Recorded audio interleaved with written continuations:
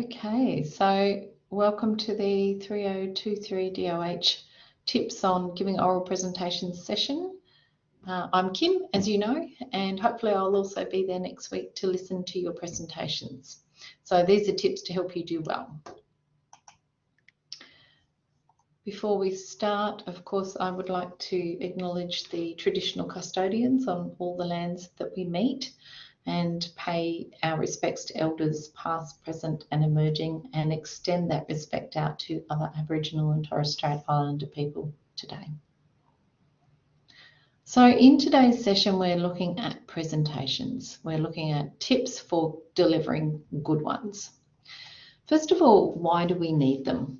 So you might think this is just an assessment item, this is something that you have to do for your course, but what's the point in getting good at delivering oral presentations? The idea here is that you want to be able to condense information that you've been learning about into a fairly short, punchy kind of delivery, but making sure that the audience that you're delivering to can understand what it is that you want to talk about. This is super useful in every workplace that you will be in, whether it's having a meeting with your boss or whether it is presenting some information to other colleagues about an important issue that you've found out about, whether it's updating each other with current evidence and best practice. There's a whole range of reasons why you need to be good at this skill, and it is a really good opportunity to develop your communication strategies. So how long is the presentation that you have to do? This will immediately tell you how much room you've got to play with and what might make it into the cut and what won't. You will, obviously the longer your presentation, the more material you can cover, the shorter, the less material. So in this case, your presentation is 3 minutes long, and that tells you you have to think very carefully. If you've only got 3 minutes to talk about some really important things that you found out in your research, you want to really glean the best bits. You want to bring the gems of your research to the surface. You want to be able to explain to your audience what the topic is and why you researched it, and then what you found out and what that implies or what that tells us. So think about those 3 minutes and think, what are you going to put in there? The 3-minute thesis competition is actually a worldwide sort of competition that's held originally UQ in Queensland, but it is one of those things that's really taken off because it's getting people who do research to be able to put it in a sort of digestible format and tell other people about their research in 3 minutes, and that's what you're going to be doing. So who's your audience? Really, you're talking to your colleagues, your classmates, your lecturers, and what you're doing is upskilling them about the topic that you researched. You're not really proving that you have done the assessment. Your research report will do that, but you're giving them some insight and some tips about the things that you discovered. So simplicity is the key. That's all the things that you could tell your audience about your research, like you would write in your research report.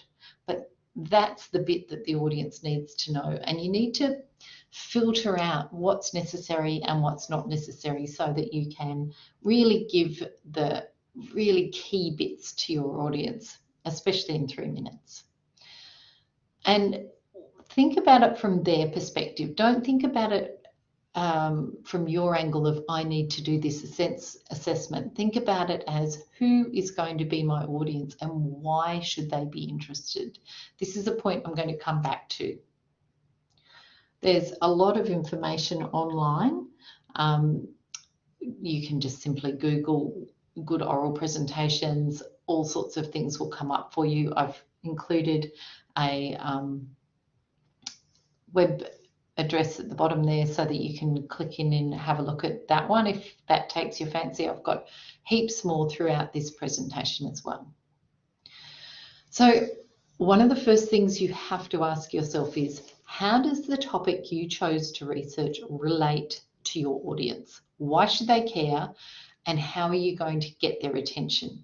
So you need to really think carefully about the underlying reason. Why did you want to find this out? Why did you, as a dental technician, want to go in and do a research project about this particular topic? How is it going to make a difference when you get out in the real world and start working in a dental lab, using the equipment that you're using, etc.? What is it about your topic that your audience will care about?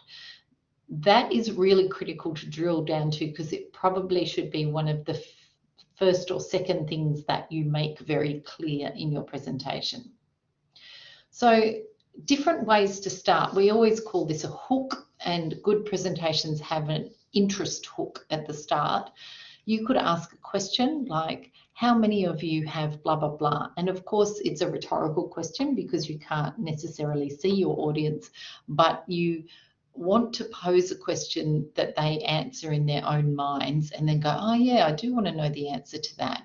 Or, oh yeah, I've thought about that before. It starts to build or attract their interest.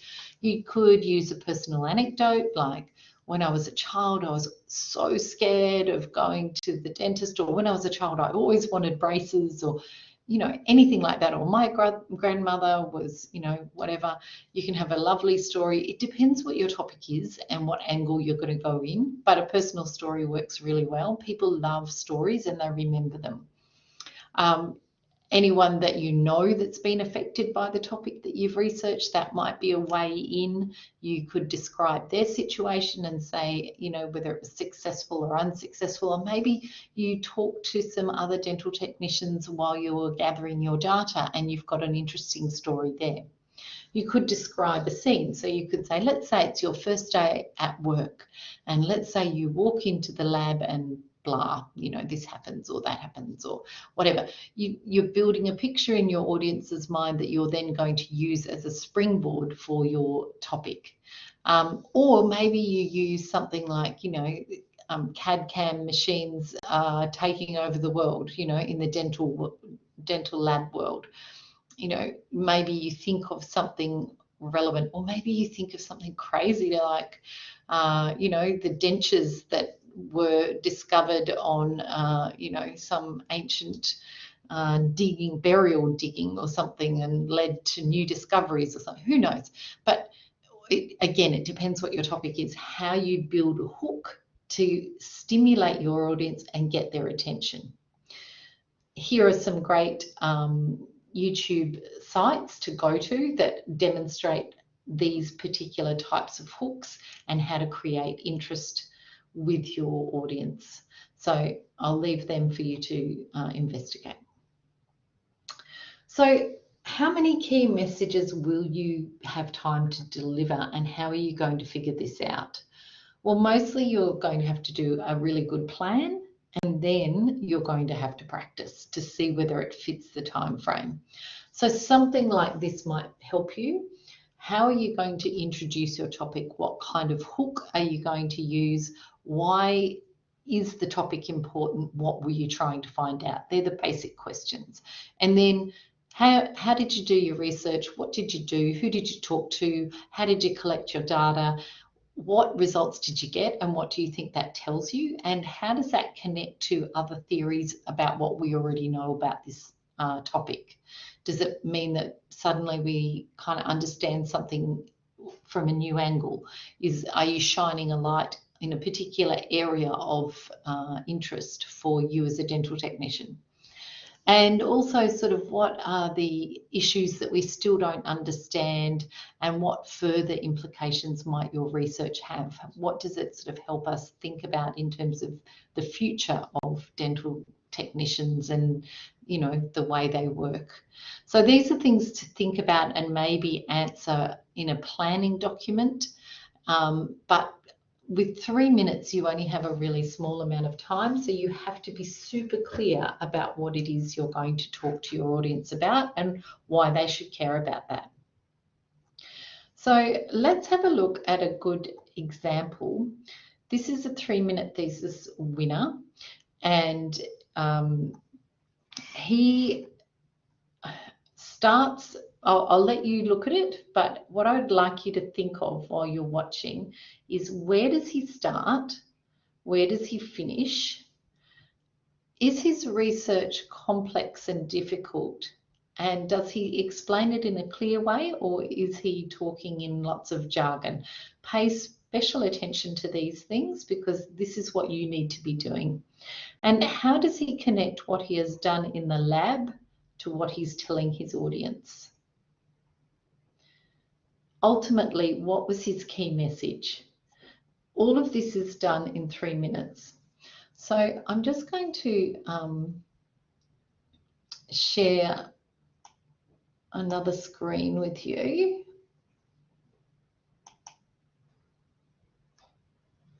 And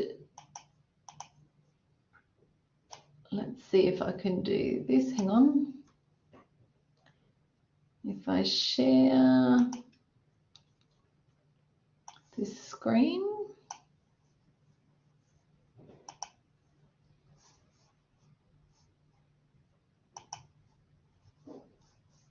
Did that work? Let's see.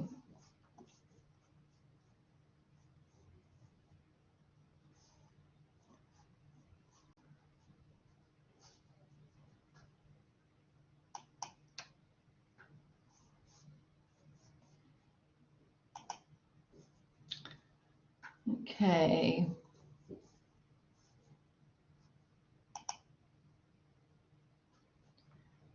I'm going to share the screen. I just need to make sure the audio is on.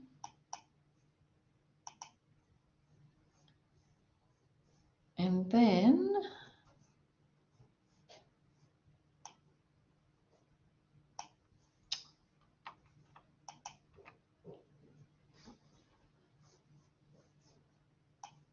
I had all this set up for you. Sorry, I'm just trying to find it now. It is now going to drive me crazy. Here it is.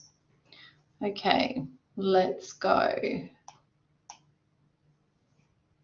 University of Western Australia is our next contestant. Imagine waking up every morning knowing that you're about to die, but then you get a second chance. These are the words of a lung transplant recipient, but unfortunately, her happiness may be short-lived, because there is over an 80% chance that within the next 7 years, her new lungs will fail as well. And there isn't much the doctors can do to help. This is chronic rejection. Now, acute rejection, which you may be more familiar with, is where the body almost immediately starts attacking the new organ. But with advances in medical science, this is now highly treatable and rarely fatal. But on the other hand, chronic rejection is not well understood, it's not preventable, and it is not curable. What happens is that the airways of the lung get clogged up with this thick, fibrous tissue, similar to what you would find inside a scar or a tumor.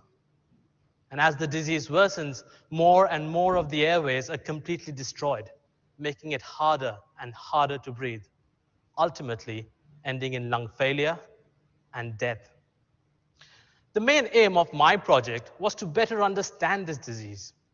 I was particularly interested in the cells which form the inner lining of these airways, which hardly anybody has looked at before because they're very difficult to collect.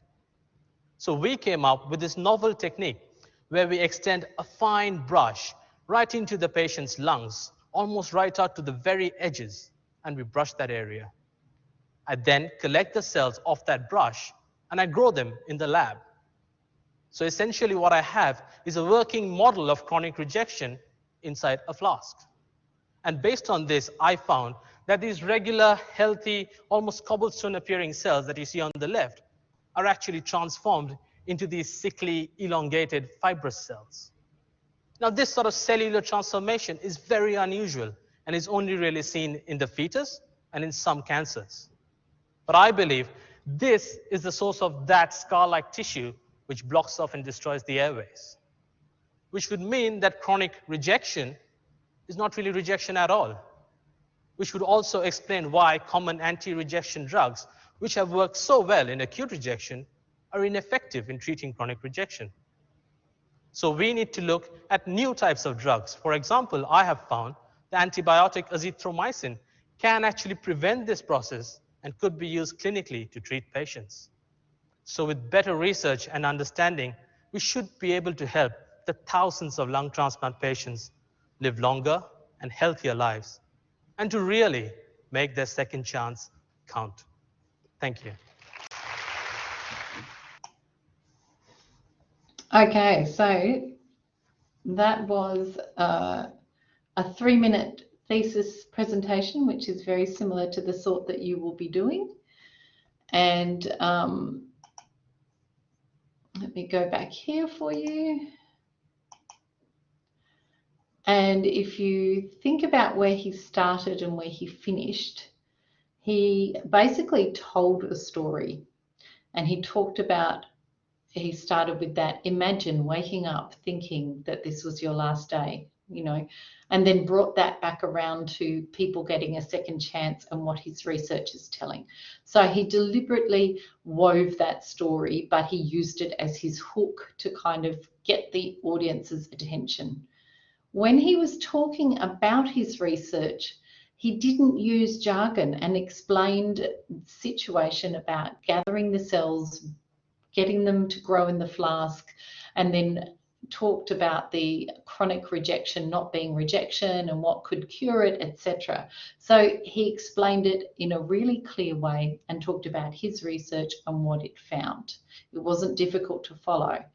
So he was connecting all of the complicating things that he was doing with that particular gathering of cells and processing, but he wasn't using difficult language to describe it. So he kept his audience with him the whole time. And his key message was that we have been looking at acute rejection and chronic rejection in the same way, and that we now think that chronic rejection is not the same thing at all. So this is really interesting to watch. He does all of that in 3 minutes, and he brings it back to that nice story at the end. So have a look at a couple of those 3-minute thesis presentations and really take some good notes about what is really useful and what's going on there. If you don't think that you're very good at doing presentations, and you will need to be on the screen, we need to see you and we need to see your slides. So we need your face and we need your slide that you're going to have. You're only having one static slide behind you. If you don't feel you're very good, this man did a lot of research into the techniques that good presenters use. And what he found was that there were 110 micro techniques, if you like, that good presenters used. He studied heaps of thousands of different presenters and tried to sort of figure out what it was that they did. And his argument is that if you learn the techniques, you can present well. So if you don't feel that you're naturally good at speaking, or you're not particularly confident, or your body language is you know, not as good as you'd like it to be, and then have a look at his TED Talk and his information about what he discovered. There's a couple of things that some of the key technical ones that he draws out are things like changing your voice volume. So when you lower your voice, people stop and listen, and the same with pauses. It creates an emphasis, or it creates tension, or it creates suspense of what's coming next. So you can deliberately use your voice consciously to help people focus. And this is super important because you don't want to come to your presentation and go la la la la la la la la la la la la la la la la la la. The audience will switch off. You need to think about what you're saying. You need to sound authentic. You need to sound passionate. You need to be enthusiastic. And in order for that to come across, you can't read off a script. You have to be a natural person speaking, and you have to use volume and pausing and things like that to actually help your audience understand where are the important parts. Body language is another really important thing, and that helps us understand what it is you're saying, but also to trust that what you're telling us is true. So he talks a bit about that. He says that the slower the pace, usually the more convincing, and people who rush are not very good at communicating because people don't believe them. They just think it's rehearsed. So this is really important to go back and have a look at, and it's going to be important for you to practice. You need to practice, you need to record yourself, you need to look at it, and you need to decide, was that a good presentation, or was I bored, or did I rush, or did I not use my voice appropriately? If you use lots of it makes it look like you really don't know what you're saying, and it means that the trust of the audience goes down, and also so do your marks. So you do need to practice. You need to practice out aloud. Smiling with your face is another really good technique. It causes the audience to like you more, and it makes you sound enthusiastic. So you can even fake it. If you do a fake smile, that's fine. Your body will actually still kind of let the endorphins drop that make it sound like you're enthusiastic about your topic. So you do not want to be bored by your own topic, and you don't want to bore your audience. You want to think about these things carefully. This is an oral presentation. It is not a written speech. So don't write it like an essay, and don't read it like an essay. This is you talking to your colleagues about some research that you've done that you think will interest them, because they're in the same industry as you. So think about that and really bring that to the surface. This one is another TED Talk about using your body to convey meaning. And again, I'll let you have a look at this in your own time, but it's quite fun. This one is actually a TED Talk about nothing. The person presenting is actually just, making up a whole bunch of nothing really, but the idea of the talk is to show you how pausing and body language and emphasis can really help you deliver a presentation. So have a look at that, particularly if you're a bit bored and you want something to do. This is a good one.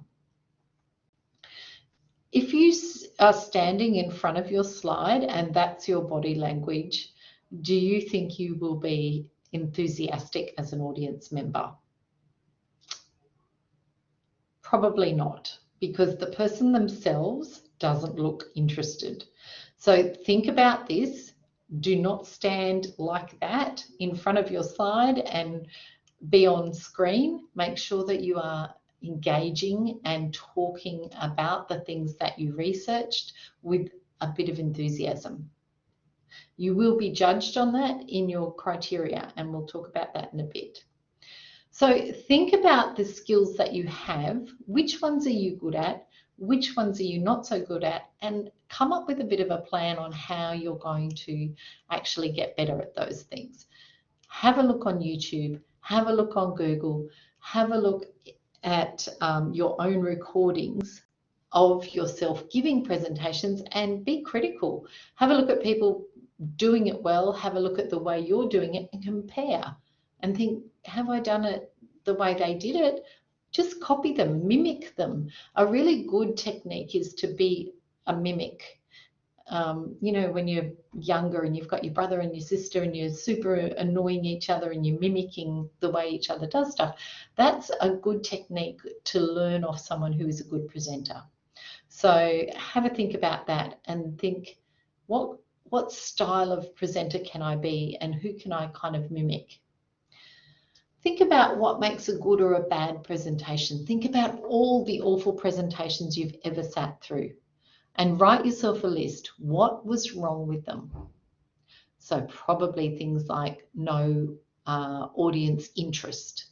There wasn't anything that was sort of fascinating, or nothing drew you in, or the person spoke too quietly, or the person spoke too quickly all the time and didn't stop for breath, or the person spoke in lots of jargon that you didn't understand, or the person just read something and it was boring as toast. What you want to do is think, okay, if you come up with a decent list of things that were terrible, On the flip side, therefore, what is the antidote to those things? What things must you think about and do in your presentation to make it a good presentation? Other things you need to think about are the visuals. You only get one slide and it's a static slide. So you want to think about the words. You can't have too many on the screen. You want your key message to be super clear. So if you look at this picture, for example, it's a supercar and it's got a supercar exterior. So what we're focusing in on in this visual and this slide is the features of the car that make it extra fancy. It's got flat, free tires. I don't know what that means, but they look good. And at least there's a visual of them. It's got xenon lights. I mean, fantastic. I'm already excited and I've got no idea what xenon lights are. Air intake, new material, it's aerodynamic and it's got innovations. Ooh, you know, and these are the things clearly that you would be talking about if you were presenting this supercar. The use of color is deliberate. It's black, it's dangerous, it's sexy, it's got all of this going on, and the visual of the car itself matches that as well. The lighting, the way the shine is on the car, the angle, all of those things. It's all very, very deliberate. You could expect that if you were sitting at a presentation of this kind of thing, it would not be surprising at all if the person then told you it was, you know, thousands and thousands of dollars to get one of these amazing cars, because that's how it's deliberately being presented. So, and these are things that are playing to your emotions and that they are almost subconscious in terms of the visuals that are being presented. So when you're thinking about what things do you really want to pop on your slide, the important key messages that you want your audience to walk away with. So think about those things. You can't have any animation or movement or any other electronic media built in, and no props that you're using. So you really need to think carefully about the visual because you have one slide to present. Make sure it's clear and that there's good contrast. So that white against black or black against white are your safest colors to go with in terms of text.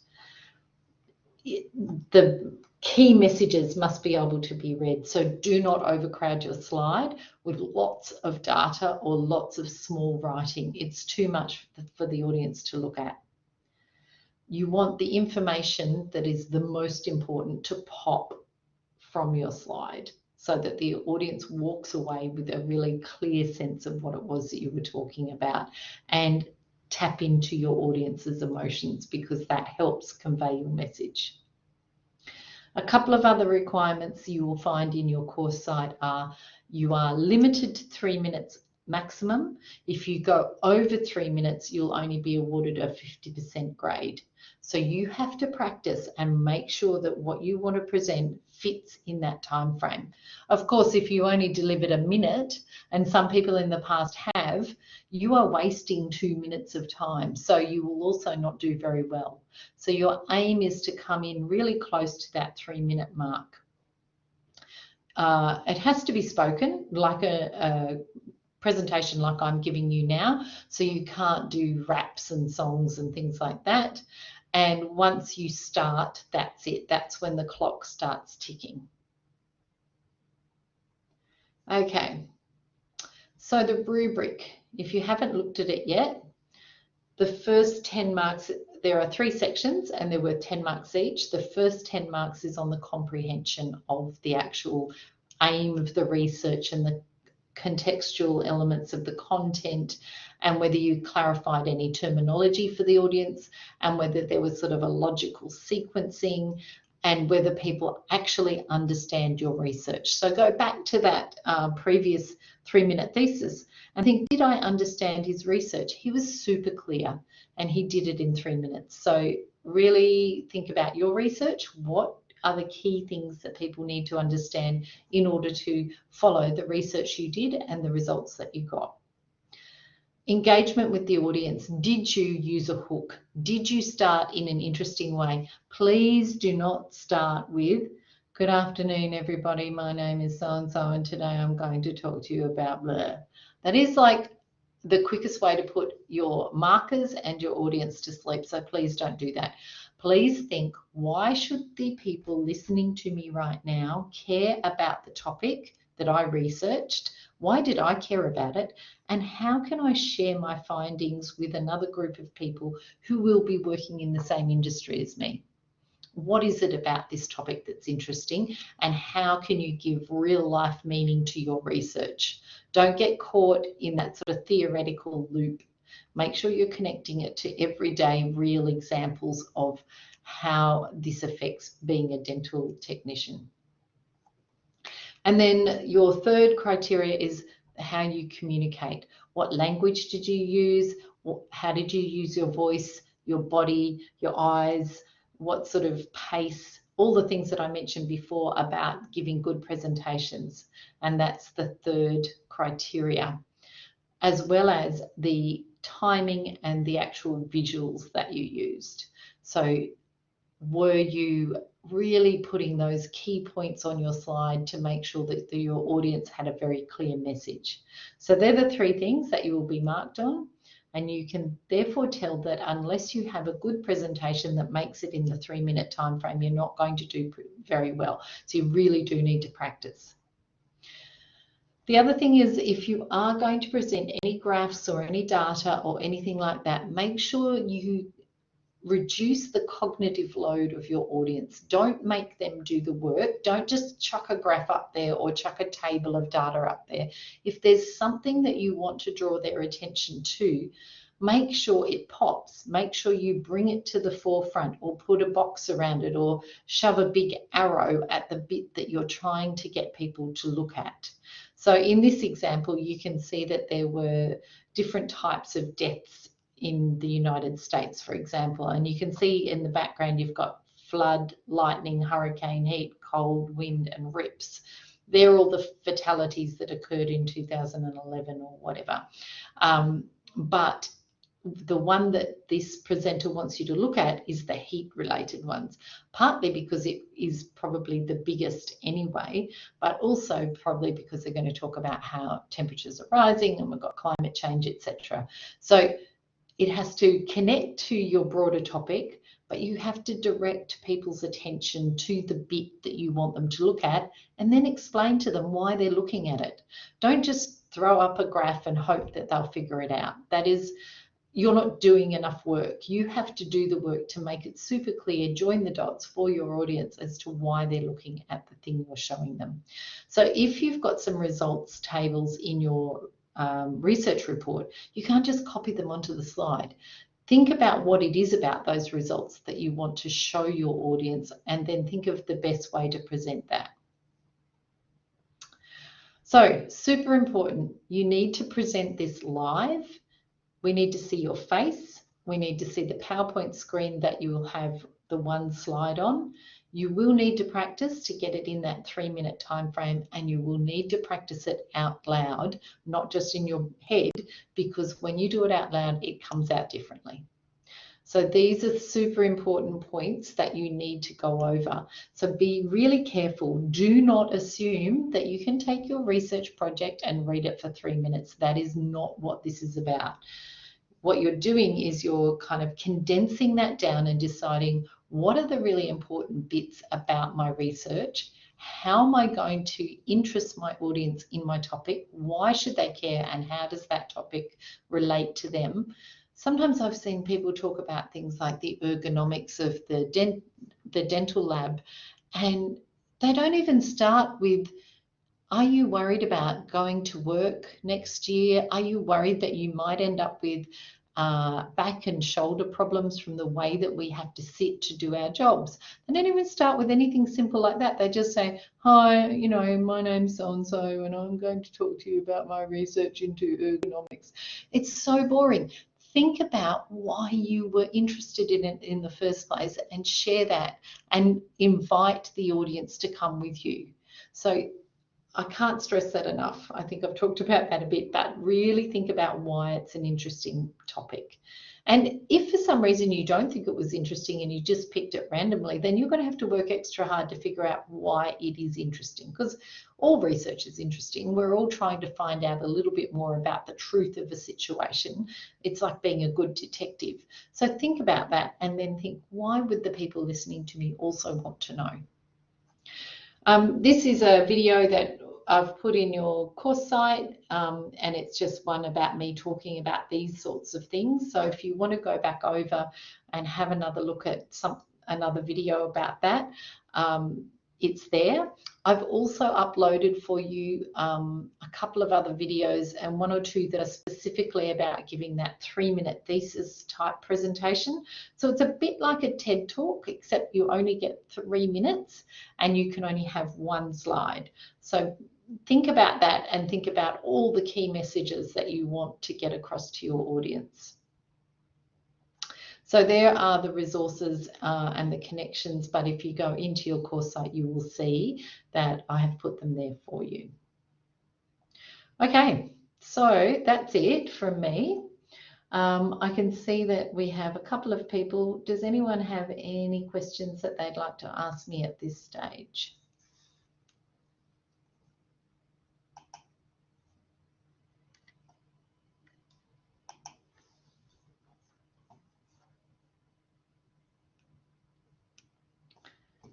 Let me see. We've got Dean and Rehan. Anything you want to have a chat about in terms of your project or anything like that? All good? Okay. So you might want to dig around and have a look at some of those materials that I've kind of included in this. I'll stop recording. Okay, great. All right, let me stop the recording.